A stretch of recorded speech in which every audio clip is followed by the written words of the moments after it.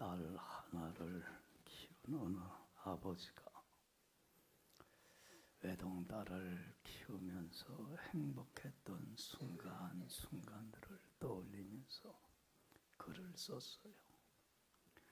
그리고는 자신이 쓴 글을 신문사에 기고를 했는데 그 글이 이 신문에 실린 적이 있어요. 그 글을 이렇게 보는데 소소한 얘기지만 진한 감동을 줬어요. 이분이 그 29살 때 아내가 딸을 낳기 위해서 산실에 들어가서 해산의 고통을 한 14시간 동안 겪었어요. 자신은 그 산실에 들어가지 못하고 바깥에서 14시간 동안 마음을 긴장하면서 조아리면서 아내가 힘들어하는 소리를 들으면서 밖에서 기다렸는데 그 14시간째 만에 아이가 태어나서 엥 하는 울음소리가 바깥으로 들리는데 이분의 말로는 그때가 이렇게 행복하고 좋았다는 거예요. 자식을 얻었으니 행복 안 하겠으니 그때가 너무 행복하고 좋았다. 그러면서 37살 때에 이제 딸이 잘 커서 학교에 입학을 하고 또 잘 다니다가 어느 날 학교에서 상장을 공부를 잘했다고 상장을 받아갖고 왔다는 거예요. 좋아 안 좋아요? 얼마나 좋았으면 그 상장을 어디에다 넣었을까? 액자에다가 넣어갖고 벽에다가 붙여놓고 매일 흐뭇하게 바라보면서 그걸 본 게 얼마나 행복했는지 모르겠다고. 그러면서 48살 때는 딸이 이제 대학을 들어가기 위해서 대학 능력 입학 수능 시험을 보러 갔는데 회사에 출근은 했지만 마음이 어때요? 긴장이 되고 우리 딸이 잘 봐야 되는데 일이 손에 잡히질 않고 하루 종일 마음 조아리고 있었는데 시험이 끝난 딸이 전화를 걸어서 큰 실수 없이 잘 치렀다고 해줬을 때 얼마나 마음이 기쁘고 행복했던지 그 순간을 잊지 못한다는 거예요. 그러다가 53살 때 딸이 대학을 졸업하고 첫 직장을 찾아서 갔는데 첫 월급을 타자마자 아버지에게 뭘 선물을 했냐면 네일을 선물했다는 거예요. 선물을 했는데 왜 쓸데없이 이런 걸 사왔느냐. 핀잔을 하기는 했지만 좋아요 안 좋아요? 좋아 안 좋아? 그 네이가 뭐라고 너무 좋아하고 그 네이 입지도 못하고 가슴에 품고 잤대. 너무 못해가지고 얼마나 행복했으면 네이를 품고 잤을까. 근데 이분이 그 행복감을 딸을 키우면서 행복했던 순간을 그냥 글로 소소하게 쓴 거예요. 그러다가 61살 때 딸이 결혼을 하는데 결혼식장에서 딸이 그 사위의 얼굴을 바라보면서 행복해하는 얼굴을 보니까 야, 내가 이제까지 헛되게 살지는 않았구나. 참 그래도 보람 있게 살았구나. 삶의 의미와 보람이 자부심과 긍지가 밀려오면서 얼마나 행복했던지 그 순간을 잊을 수가 없었다. 그러면서 딸을 키우면서 겪었던 행복감들에 대해서 소소하게 글로 이렇게 썼는데 참 동감이 되더라고요. 여러분들 이 글을 보면서 느낀 게 뭐냐면 부모란 누구일까? 여러분들 부모란 어떤 존재입니까? 자식이 오직 자식이 잘 되기만을 바라는 게 부모예요. 할렐루야. 그렇잖아요. 자식이 행복할 수만 있다면 자기의 목숨까지도 아낌없이 다 내어줄 수 있는 게 부모입니다. 부모님의 이러한 절대적인, 무조건적인, 아낌없이 자신의 모든 걸 내어주는 헌신적인 희생의 사랑이 있기 까닭에 오늘 자녀된 우리가 이 자리에 있게 됐는 줄로 믿습니다. 이러한 부모님의 사랑이 없었더라면 우리는 여기 지금 살아있을 수 있는 존재가 못 됩니다. 그렇지 않아요? 이런 부모님의 사랑을 깨닫고 감사하면서 부모님을 공경하는 것은 지극히 마땅한 자식의 도리이고 옳은 일이고 분명히 해야 할 일입니다.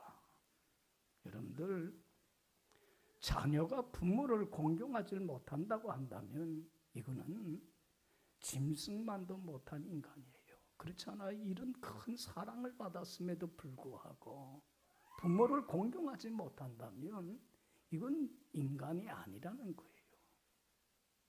여러분들, 이 세상에서 가장 죄악 중에 죄악, 제일 못된 죄악이 뭐라고 여러분들은 생각합니까? 여러분들, 제일 질이 나쁜 죄악은 은혜를 저버리는 것, 은혜를 헛되이 하는 것만큼 큰 죄악은 없습니다. 여러분들도 알듯이 호랑이가 웅덩이에 빠져서 나오질 못하고 굶어 죽게 됐을 때 지나가던 토끼가 보고 국밀히 여겨서 밧줄을 내려서 건져줬어요? 안 줬어요? 건져줬잖아요. 자기 생명을 건져줬잖아요. 그러면 참 그 은혜의 보답을 해야 되는데 호랑이가 뭐라고 그래요? 배가 고파서 너 잡아먹어야 되겠다. 그러니까 토끼가 아니, 내가 네 생명을 구해줬는데 고마워하기는커녕 날 잡아먹는 게 도리냐? 응? 둘이 옥신각신하니까 여호가 그걸 보고 뭐라고 그랬어요? 내가 누가 옳은지 판단해 줄게. 그리고는 호랑이한테 뭐라고 그랬어요?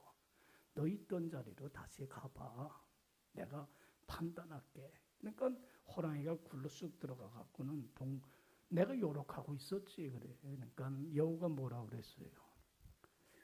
너는 살아갈 가치가 없어. 그냥 은혜를 모르는 너는 거기서 그냥 죽어. 그리고는 그냥 떠났다는 거니. 호랑이 어떻게 됐어요? 어떻게 됐겠어? 굶어 죽었겠죠. 여러분들, 은혜를 저버리는 것만큼, 배은망덕한 것만큼 죄질이 나쁜 거 없습니다. 그래서 여러분들 구약 성경에 보면 출애굽기나 레위기나 민수기나 신명기를 보면 한결같이 말씀하는 게 뭐냐면 부모를 거역하고 부모를 공경하지 못하는 자는 하나님께서 뭘 하라고 그랬어요? 돌로 쳐서 죽이라고 했어요. 무서운 심판입니다. 여러분, 왜 이런 자를 돌로 쳐 죽이라고 그래요? 은혜 모르는 자는 짐승만도 못한 인간이기 때문에 그런 거예요. 살 가치가 없기 때문에 부모 공경할 줄 모르는 자는 돌로 쳐 죽이라고 그런 거예요. 여러분, 우리 믿는 사람들은 육신의 부모도 잘 공경해야 되지만 하나님 아버지, 영적인 하나님 아버지도 잘 공경할 줄 아는 자가 돼야 돼요. 할렐루야. 하나님 아버지가 베푼 사랑은 얼마나 큽니까? 우리같이 더럽고 추한 죄인들, 하나님 앞에 설 수 없는 우리 같은 죄인들을 거룩하고 하나님 앞에 흠없고 티 없는 자녀로 높여서서 임마누엘 되신 주님과 함께 영원히 살아가는 영생의 보물을 값없이 그저 우리에게 선물로 주시기 위해서 어떤 값을 치러주셨습니까? 하나님이신 예수님이 하나님됨을 버리고 인간의 몸으로 내려와 내 잘못과 허물을 대신 짊어지고 십자가에 죽는 엄청난 값비싼 대가를 치러주시고 모든 걸 다 버리시고 우리를 살렸는 줄로 믿습니다. 그러기에 우리 믿는 사람들은 육신의 부모님도 잘 섬겨야 되지만 영적인 하나님 아버지의 은혜를 감사히 여기면서 하나님 아버지도 잘 섬겨야 돼요. 여러분, 성경에 이런 말씀이 있어요. 보이는 육신의 부모를 공경할 줄 모르는 사람이 보이지 않는 하나님 아버지를 어떻게 공경할 수 있겠느냐. 여러분들 참 공감이 되는 얘기예요. 여러분, 육신의 부모를 잘 섬기는 사람은 누구를 잘 섬깁니까? 하나님 아버지를 잘 섬깁니다. 하나님 아버지를 잘 섬기는 사람은 육신의 부모님도 잘 섬깁니다. 하나님 섬기는 것과 육신의 부모를 섬기는 것은 같은 것이에요. 믿음과 효는 떨어질래야 떨어질 수 있는 게 아니라 하나인 거예요. 그래서 여러분들, 우리 그리스도인들이 반드시 지켜야 될 계명 10가지가 있어요. 이걸 뭐라고 그래요? 십계명이라고 하는데, 첫 번째에서 네 번째 계명은 하나님 아버지를 잘 섬기기 위해서 하나님 자녀된 우리가 반드시 지켜야 될 명령을 기록하고 있는 거예요. 그리고 다섯 번째에서 10번째까지는 다른 사람을 잘 사랑하면서 잘 섬기기 위해서 반드시 지켜야 될 명령을 기록하고 있는 거예요. 그런데 요 하나님을 섬기고 다른 사람을 섬기는 연결고리가 되는 가운데 있는 다섯 번째 계명이 뭐냐면, 그게 뭐예요? 다섯 번째 연결되는 고리가, 요 두 가지를 연결하는 고리가 되는 가운데 있는 계명 다섯 번째가 뭐예요? 내 부모를 공경하라는 거예요. 여러분, 보이는 육신의 부모를 잘 공경할 줄 아는 사람은 누구를 잘 공경해요? 하나님을 잘 공경합니다. 그래서 하나님의 말씀에 순종하며 하나님과 하나됨을, 화목함을 잘 지키며 살아갑니다. 그리고 부모를 공경할 줄 아는 사람들은 또한 자기 외에 다른 사람들을 공경할 줄 압니다. 진심으로 사랑을 하면서 다른 사람과 하나됨을, 화목함을 잘 지키며 살아갑니다. 모든 축복의 출발점은 부모를 공경하는 데서 시작이 된다는 거예요. 그래서 여러분들, 부모를 공경하면서 하나님을 잘 섬기고 다른 사람을 잘 섬기는 하나님이 원하는 이 삶을 살아갈 때에 하나님은 반드시 그 사람에게 뭘 주시는 하나님이에요? 축복해 주시는 하나님입니다. 할렐루야. 복이라고 하는 것은 늘 설교하지만 내가 애쓰고 수고하고 노력한다고 해서 얻어지는 게 아니에요. 참된 복은 복의 근원이신 하나님이 내려주셔야 되는 거예요. 그런데 바로 부모를 공경하는 마음으로 하나님을 공경하고 다른 사람을 잘 섬기는 사람, 하나님 마음에 합하게 살아가는 사람 반드시 축복해 주십니다. 할렐루야.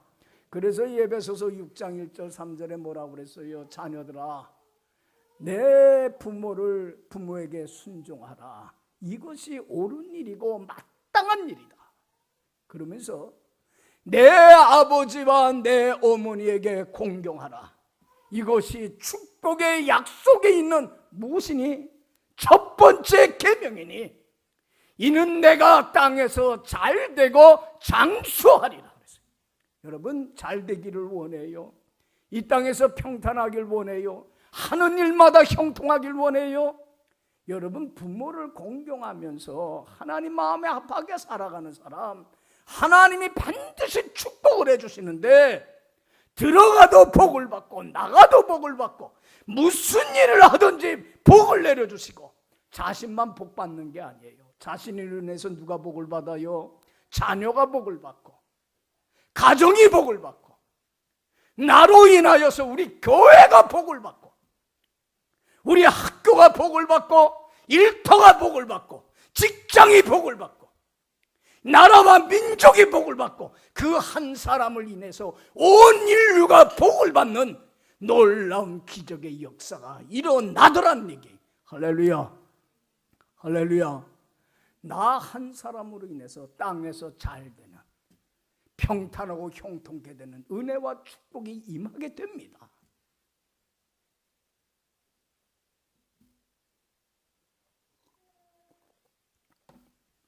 그래서 여러분들, 우리 믿는 사람들은 축복받는 삶 살려면 부모도 잘 공경하고, 또 영적인 하나님 아버지도 잘 공경해야 할 줄로 믿습니다. 그러면 어떤 것이 효인가? 정말로 부모를 잘 모시는 건 뭔가? 그것을 우리에게 잘 교훈해 주는 게 오늘 본문 말씀입니다. 효라고 하는 것은 무엇이면 25절 보면, 자, 우리 다 같이 읽어봅시다. 25절. 내 부모를 즐겁게 하며 너를 낳은 어미를, 부모를 어떻게 하고 즐겁게 하고 너 낳은 어미를 기쁘게 하는 거. 여러분들 제일 큰 효는 그거예요. 물질적으로 부족함 없이 넉넉하게 공급해 주는 것도 좋아요. 또 육신적으로 편안하게 잘 모시는 것도 좋아요. 그러나 참다운 효는 부모를 어떻게 하는 거예요? 기쁘게 하고 즐겁게 해드리는 거, 행복하게 해드리는 거예요. 그렇잖아요. 예? 여러분, 제일 큰 불효는 부모님 마음을 아프게 하고 슬프게 하고 부모 마음에 못질하는 것만큼 불효막심한 행동은 없습니다. 부모를 즐겁게 하고 행복하게만 하면 돼요. 여러분들, 하나님 아버지도 마찬가지예요. 하나님 아버지를 기쁘게 하고 즐겁게만 해드리면 돼요. 여러분들, 하나님의 말씀에 순종하며 하나님 안에 살아가 보세요. 하나님을 기쁘게 해보세요. 하나님의 한없는 은혜와 축복으로 채워주세요. 할렐루야. 여러분들, 부모를 기쁘게 하고 즐겁게만 해드리면 돼. 어느 게 부모를 기쁘게 하고 즐겁게 하는 거예요? 여러분들, 바른 길로 걸어가면서 바른 삶을 살면서 행복하게 잘 살면 돼요. 그렇잖아요. 여러분들, 자녀들이 행복하게 잘 사는 모습을 보면 얼마나 기쁘고 즐거운지 몰라. 자녀들이 바른 길로 가질 못하고 그릇된 길로 가면서 잘못된 삶을 살아가게 되면 얼마나 마음이 아프고 속상한지 몰라. 가장 큰 효는 행복하게 잘 살면 돼. 할렐루야. 다른 거 필요 없잖아요. 그렇잖아요. 그래서 여러분들 19절에 그래요. 자, 19절 읽어봅시다. 시작. 내 아들아, 너는 듣고 지혜를 얻어 내 마음을 바른 길로 인도할지니라. 바른 길로 인도할지니라. 여러분들, 참 바른 삶만 살면 얼마나 행복합니까? 하나님 아버지도 말씀에 순종하며 경건한 바른 길로 갈 때 얼마나 흐뭇하면서 복을 받고 행복하게 해주십니까? 여러분들, 행복하게 바른 삶을 살면서 잘 사는 것만큼 효가 없는 거예요. 그렇지 않아요? 여러분들, 요새 참 안타까운 게 우리 젊은 아이들이 결혼을 안 하려고 그래. 또 결혼을 하더라도 자식을 안 낳으려고 그래. 살아가는 게 힘들고 어렵고 자녀 키우는 게 힘들다는 건 알지만, 여러분들, 우리 부모들은요, 자녀를 키우면서 때가 되면 가정 이루고 때가 되면 자식 얻고 단란하게 행복하게 살아가는 모습 보면 얼마나 흐뭇한지 몰라요. 그러니까 요새 우리 젊은이들 장가 안 가고 시집 안 간다는 생각하지 말고 자녀 안 얻는다는 생각하지 말아야 돼요. 평범한 속에서 행복하게 잘 사는 것만큼 부모를 기쁘게 하고 즐겁게 하는 효가 없습니다. 할렐루야. 두 번째로는 뭐를 부모를 기쁘게 하고 즐겁게 하냐면 우리 부모를 존경하면 돼요. 우리 부모님이 최고다, 이 세상에서 가장 귀한 분이라고 자랑스럽게 여기기만 하면 돼요. 우리 부모님들이 세상적으로는 가진 것이 없고 배운 것이 좀 없다고 할지라도, 내세울 만한 게 없을지라도 우리 부모님이 어떤 분이에요? 나에게 있어서는 가장 소중한 분이고 가장 자랑스러운 분이에요. 부모를 가장 존중히 여기는 것만큼 큰 효는 없습니다. 그래서 오늘 22절 보면, 자, 다 같이 읽어봅시다. 너를 낳은 아비에게 청정하고 내 늙은 어미를 경히 여기지 말자. 늙은 어미, 여러분들 부모님이 늙었다고, 연로해지셨다고, 생활 능력이 떨어졌다고 부끄럽게 창피하게 여기지도 말고 불쌍히 여기지도 말고, 연약해진 그런 부모님을 가장 소중히 여기라는 거예요. 가장 귀하게 여기라는 거예요. 저도 딸 하나 키우지만 우리 영아가 숭실대를 나왔어요. 이 숭실대가 미션 스쿨이고요. 그래서 일주일에 한 번씩은 학교에서 예배를 드려요. 여러분들 그 와서 예배 그 집회 와서 예배하는 목사님들은 우리 한국에서 훌륭한 목사님들이에요. 설교도 참 잘하시는 목사님들이에요. 보통 분들이 아니에요. 근데 우리 하루는 우리 영아가 나한테 그래. 아빠, 내가 예배 시간에, 채플 시간에 많은 목사님들한테 설교도 들었지만 아빠 설교가 제일 잘해. 그래. 좋을까 안 좋을까? 내가 알지. 내가 제일 잘하는 게 아니라는 거. 내가 왜 모르겠어요. 그렇잖아요. 에? 얼마나 훌륭한 목사님들인데, 저도요 그분들 설교 들으면 야 진짜 잘하신다. 난 언제 저렇게 설교 잘할꼬, 그런 마음이 들 때 있는데, 우리 딸은 내가 어떻게 최고래 알면서도 뿌듯하고 마음이 행복해져. 여러분들, 우리 부모님이 누구예요?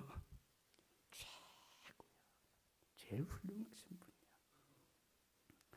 성경에 보면, 여러분들 그 노아를 보면 창세기 9장 6절에 노아에 대해서 이렇게 평가하고 있어요. 노아는 의인이요 당세에 온전한 자라 하나님과 동행하더라. 노아는 하나님 말씀에 순종하면서 참 경건하고 바른 삶을 살아서 하나님 마음을 얼마나 흡족하게 하고 기쁘게 했는지 몰라요. 그래서 하나님이 은혜를 베풀어서 홍수로 세상을 멸할 때도 노아와 그 가족은 구해내요, 안 구해내요? 구해내잖아요. 그러니까 노아는 그 자녀들에게 신앙의 본을 보면서 참 경건한 길로 잘 인도했어요. 그런데 이런 노아도 나이가 들어서 그런지 자식들 앞에서 참 부끄러운 행동을 한번 했어요. 경건한 부모로서 하지 않아야 될 추한 모습을 보였어요. 어떤 모습을 보였었어요? 포도주에 취해갖고 대낮에 벌개를 먹고서는 집에서 대자로 누운 거예요. 참 아버지로서, 경건한 아버지로서 자식에게 보이지 못할 주태였어요. 그런데 둘째 아들 함이 그것을 보고 나서 어떻게 했어요? 흉을 보고 다녔어요. 아버지는 막 경건한 삶을 살려고 그렇게 우리들한테 가르치면서 자신은 저래. 참 못마땅해. 그러면서 그 아버지에 대해서 존경하는 마음 정말로 잃어버리고 멸시하고 경홀히 여겼어. 자, 부모를 우습게 여겼어. 그런데 여러분들 그 이 얘기를 들은 셈과 야벳, 첫째 아들과 막내 아들은 어떻게 했어요? 그럼에도 불구하고 부모님의 아버지의 그 허물과 단점에도 불구하고, 그 추태를 알면에도 불구하고 아버지에 대한 뭐를 잃어버리질 않았어요. 존경하는 마음 잃지 않았어요. 우리 아버지가 최고야. 그래서 아버지의 부끄러운 모습을 보지 않기 위해서 옷을 들고 뒷걸음질 쳐서 들어와서는 아버지의 부끄러운데 옷을 덮어드리고 나가게 돼요. 술이 깬 노아가 정신이 차렸을 때에 그 자기의 허물에도 불구하고 자신에 대한 존경과 그 사랑하는 마음, 존경심을 잃지 않은 셈과 야벳에 대해서는 어떻게 합니까? 얼마나 기쁘고 좋은지, 마음이 좋은지, 얼마나 흐뭇한지 어떻게 했어요? 그 두 아들은 축복을 해줬어요. 그런데 자신을 흉보고 부모에 대한 존경심을 잃어버리고 자신을 우습게 여긴 아들에 대해서는 얼마나 마음이 아프고 속상한지 그 자리에서 어떻게 했어요? 함을 저주해버리고 말아요. 여러분, 그대로 됩니까 안 됩니까? 여러분, 부모를 즐겁게 하는 사람, 효를 다하는 사람, 하나님이 반드시 축복해 주십니다. 그러나 부모의 마음을 아프게 하고 슬프게 하는 사람, 하나님이 심판을 합니다. 여러분, 우리 부모를 가장 존중히 여길 수 있는 여러분들이 되길 간절히 축원합니다. 그래서 여러분들 아브라함 링컨 대통령 잘 아실 거예요. 링컨 대통령은 참 찢어지게 가난한 가정에서 태어나 자랐어요. 아버지는 뭐 하는 사람이었어요? 예? 구두 수선해서 이 가정을 꾸려나가는 사람이에요. 구두 수선하는 일을 하는 사람이에요. 그러니까 이 링컨은 그런 가정에서 공부도 제대로 못하고 초등학교도 못 나온 사람이에요. 그런 가정에서 어떻게 공부를 할 수 있겠어요? 교육 환경이 안 되죠. 그런데도 불구하고 링컨이 배운 것도 없는 사람이 뭐가 됐어요? 미국의 대통령 최고의 높은 자리에 올라갔어요. 그러니까 그 당시에 가문이 좋은 그 귀족들, 높은 신분이 있는 사람들, 그게 얼마나 자존심 상하는지 몰라요. 우리는 배운 것도 많고 이렇게 좋은 집안의 사람인데 저렇게 배운 것도 없는 무식한 사람이 대통령이 돼서 우리나라 살림을 꾸려나간다는 게 얼마나 자존심이 상했는지 몰라요. 그 중에 그때 그 높은 신분을 갖고 있는 사람들이. 그래갖고 링컨 대통령이 취임을 하고서 제일 먼저 상원에 나가서 연설을 하게 되는데 연설 도중에 한 상원의원이 일어나서 비아냥거리더라는 거예요. 뭐라고 하냐면 당신같이 제대로 초등학교도 학교도 못 나온 사람이 우리나라 대통령 됐다는 게 참으로 부끄러운 일입니다. 당신의 아버지는 구두나 수선하는 수선공이었지 않습니까? 그러면서 자기 구두를 벗어들고서는 이 구두가 바로 당신의 아버지가 만든 거요 그랬더라고요. 창피를 주려고. 그럴 때 링컨 대통령이 그 상원의원의 얘기를 듣고는 눈물을 쭉 흘리면서 이런 말을 했다고 그래요. 상원의원님 정말 고맙습니다.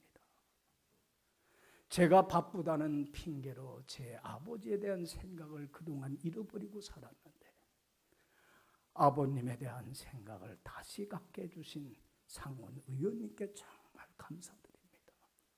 저희 아버님은 구두를 짓는 구두 수선공이었습니다. 그러나 자신의 일에는 최선을 다하신 성실하신 분입니다. 제가 이제까지 가장 존경하는 분이 있다고 한다면 저희 아버님입니다. 존경하는 우리 상원의원님, 저가 어깨너머로 아버님한테 구두 수선하는 기술을 배웠는데 만약에 그 구두가 헤어지거들랑 저에게 가져오세요. 제가 잘 수선해 드리겠습니다. 여러분들, 링컨 대통령은 자기 부모 아버지를 뭐 할 줄 아는 사람이 가장 존경한 사람이에요. 그러기 까닭에 하나님의 사랑과 축복받고 한 나라에 지금까지도 미국 사람들에게 가장 존경받는 인물이 된 거예요. 할렐루야. 할렐루야. 여러분들 효를 다하는 사람 하나님이 반드시 축복해 주십니다. 부모를 기쁘게 하고 즐겁게 하는 효는 뭔가? 부모를 존경할 뿐만 아니라 부모의 말을 잘 청정하고 따라주는 것만큼 부모를 기쁘게 해주는 거 없어요. 그래서 여러분들이 22절에 그래요. 좀 전에 읽었지만 다시 한번 읽어봅시다. 너를 낳은 아비에게 청정하고 내 늙은 어미를 경히 여기지 말지. 너 낳은 부모님의 말을 잘 경청하고 따라주라는 거예요. 이 지혜 안 맞는 말, 터무니없는 말, 뒤떨어진 말일 수 있어요. 그러나 자기의 생각과 자기의 주장이나 자기의 뜻을 내려놓고 겸손하게 부모의 말을 잘 경청하고 따라주는 것만큼 부모를 기쁘게 하고 즐겁게 하는 것 없습니다. 택도 안 돼. 무슨 그런 말을 해요. 부모의 말을 그냥 들은 척도 안 하고 무시해버리고 말면 부모 마음을 아프게 하는 것만큼 그것 없습니다. 그렇지 않아요? 그래서 옛말에 이런 말 있잖아요. 소금 가마니를 끊는 큰 가마솥에 부모가 어머니가 넣으라고 하더라도 어떡하라? 넣어라. 여러분들 소금 가마니를 끊는 솥에 넣어버리고 되면 어떻게 되는 거예요? 다 없어져 버리는 거예요. 터무니없는 얘기예요. 그래도 부모 말에 이해하고 순종하고 따르는 자가 되라는 거예요. 그게 부모를 얼마나 기쁘게 하고 즐겁게 하는 일인지 모른다는 거예요. 그렇게 되면 지혜를 얻게 되고 명철을 얻게 되고 부모님의 삶을 통해서 얻은 체득한 모든 것들을 자기 것으로 만들 수 있는 복된 자가 되기 때문에 그런 거예요. 할렐루야. 여러분들, 그래서 예수님이 이런 말씀을 했어요. 포도원 두 아들의 얘기를 하면서 그 포도원 농부가 수확철이 돼서 포도를 따야 되는데 일손이 부족하니까 두 아들한테 부탁했어요. 얘들아, 오늘은 좀 포도 수확하는 손이 모자라니까 좀 도와주어라. 그러니까 큰아들이 뭐라고 그랬어요? 예, 아버님, 제가 하겠습니다. 그러고서는 가만히 생각하니까 하루 종일 때 앞에서 일할 생각을 하니까 너무 힘들 것 같아. 그래서 순종했어요, 안 했어요? 순종 안 했어요. 둘째 아들은 아버지의 이 부탁을, 얘기를 듣고는 하루 종일 때 앞에서 고생할 생각을 하니까 너무 힘들어. 그러니까는 뭐라고 그러냐면, 아빠, 나 친구하고 선약 있어요. 못하겠어요. 안 되겠어요. 그러고서는 거절을 해버리고 말았어요. 그런데 나중에 아버지가 얼마나 손이 필요했으면 그랬을까, 뉘우치고 가서 일을 해줬어요. 이 두 아들의 얘기를 하면서 예수님이 그랬어요.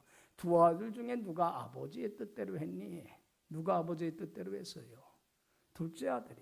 그러나 누가 아버지의 마음을 기쁘게 하고 즐겁게 했느냐 하면 두 아들 다 낙제예요. 하겠다고 하고 안 하는 것도 불효고, 그 면전에서 안 하겠다고 하고 나중에 뉘우치고 하는 것도 불효예요. 아무리 힘들고 어려운 일이라도 예, 제가 하겠습니다 하고 순종하는 것만큼 부모를 기쁘게 하고 즐겁게 해드리는 건 없다는 얘기예요. 할렐루야. 이게 제일 큰 효라는 거예요. 여러분, 하나님 아버지도 마찬가지예요. 우리가 하나님 아버지께서 무슨 말씀을 하든지 나를 내려놓고 내 생각들, 내 뜻을 내려놓고 이런 거 하라 그럼 예, 이런 거 하지 마 예, 겸손히 자기를 비우고 순종하는 사람, 하나님이 가장 기쁘고 즐거울 뿐만 아니라 이런 자를 하나님은 반드시 축복해 주십니다. 여러분들, 설교 시간에 여러 번 얘기를 하지만 창세기 22장 보면 하나님께서 아브라함이 100살 때 얻었던 아들, 지금 27살인데 이삭이 아들을 더 사랑하는가 나를 더 사랑하는가를 테스트해보고 싶어서 아브라함한테 뭐라고 그랬어요? 아브라함아, 네 아들, 네가 사랑하는 독자 이삭을 뭘로 바쳐라? 번제물로, 네 손으로 죽여서 제물로 바치라. 얼마나 어처구니 없고 터무니없는 얘기예요. 그렇잖아요. 그런데 여러분들, 아브라함은 아들을 사랑하지만 누굴 더 사랑했어요? 하나님을 더 사랑했어요. 그래서 알았습니다. 하나님의 말을 듣고 청종하고 그냥 순종을 합니다. 그래서 하나님이 가라고 하는 지시한 산, 그 모리아산까지 가갖고 3일 길을 가갖고는 산에 올라가서는 자식을 제물로 바치기 위해서 나무로 제단을 만듭니다. 그리고 이제는 남은 건 못 밖에 없어요. 아들을 제물로 바치려면 어떻게 해야 돼? 밧줄로 묶고서는 죽여야 되잖아요. 근데 여러분들 생각해 보세요. 27살 난 아들하고 127세 된 아버지하고 완력으로 붙으면 누가 이기겠어요? 아들이 이기지요. 여러분들 결박하고서 죽이려고 할 때 이삭이 뿌리치고서 왜 그래요? 그러고 뛰쳐나가면 못하는 거예요. 성경에는 기록되지 않았지만 전해 내려오는 얘기가 이렇게 전해 내려와요. 자식을 결박하여 죽이려고 할 때 아브라함이 아들 이삭한테 그래요. 아들아, 너 내가 너를 사랑한다는 거 아니야? 합니다. 나는 내 목숨보다도 너를 더 사랑해. 그런데 하나님께서 너를 제물로 바치라고 했다. 나는 하나님을 너보다 더 사랑하기 때문에 순종해야 되겠다. 너 제물로 바치려고 하는데 따르겠냐, 순종하겠냐 그랬어요. 여러분들 우리 같으면 뭐라 그러겠어요? 이 아버지가 미쳤나, 노망 들었나? 그렇잖아요. 뭐 택도 없는 소리 하네요. 그래요. 근데 이삭은 그러질 않아요. 그러면 저를 하나님 말씀대로 바쳐야지요. 순순히 결박을 당하더라는 거예요. 그리고는 아브라함이 그 아들을 제물로 바치기 위해서 칼을 들고 잡으려고 할 때에 그때야 하나님이 아브라함에게 한 말씀이 뭐였어요? 아브라함아, 네가 나를 뭐 하는 줄 아는다? 경외하고 나를 가장 사랑하는 줄 알겠다. 내 말 듣고 청종을 했으니. 그러면서 너는 축복을 주죠. 그 축복이 누구한테 이어집니까? 아들 이삭이 육신의 아버지를 공경할 뿐만 아니라 영적인 하나님 아버지를 잘 공경하는 아들이 되어서 얼마나 축복을 받는지 몰라. 아브라함이 복을 받으니까 그 아들 이삭이 복을 받고 그 가정이 복을 받고 그를 통하여서 온 인류가 복을 받는 엄청난 축복의 기적의 역사가 지금 일어나고 있잖아요. 할렐루야. 우리도 아브라함의 후손이잖아요. 얼마나 축복의 역사가 일어나는지 몰라요. 여러분, 부모를 공경할 줄 아는 사람은 하나님 아버지도 잘 공경합니다. 그리고 부모를 공경할 줄 아는 사람은 다른 사람을 사랑하면서 잘 공경할 줄 압니다. 이런 사람들에게 하나님은 복 위에 복을 내려주십니다. 모든 복의 출발점은 부모를 공경하는 데서 시작이 됩니다. 오늘 어버이주일을 맞이해서 나는 부모님을 정말 기쁘게 하고 즐겁게 하고 있는지, 바른 길로 가면서 마땅히 가야 할 길로 가면서 부모님 참 행복하게 잘 살아서 부모님을 기쁘게 하고 있는지, 부모님을 가장 존경 여기면서 부모님을 기쁘게 하고 있는지, 그리고 부모님의 말을 잘 경청하고 따르면서 부모님을 기쁘게 하고 있는지 내 삶을 뒤돌아보고 어버이주일을 통해서 부모님을 잘 섬기고 하나님 아버지 잘 섬겨서 땅에서 잘 되게 해주시는 하나님의 이 큰 축복과 영광 속에 거할 수 있는 여러분들의 복된 삶이 되기를 간절히 축원합니다. 기도합시다.